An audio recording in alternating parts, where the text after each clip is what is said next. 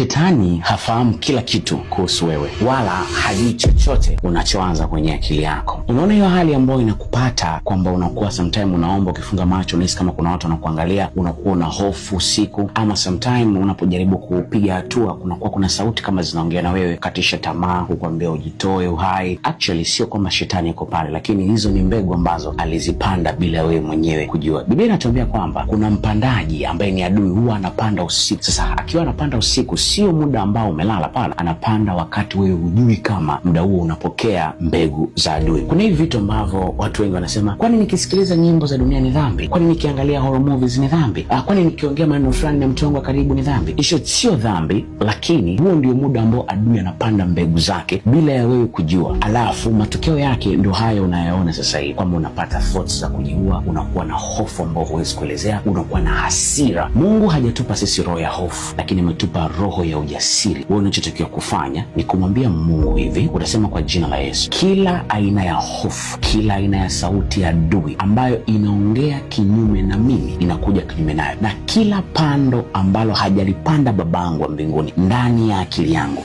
ninaling'oa sasa hivi katika jina la Yesu. Kuanzia sasa ninapokea amani ya Kristo, ninapokea nguvu, na kuanzia sasa hivi hakuna chochote ambacho kitanitia hofu. Kumbuka Biblia inasema Roho wa Mungu yu katikati yetu, wala tusiogope.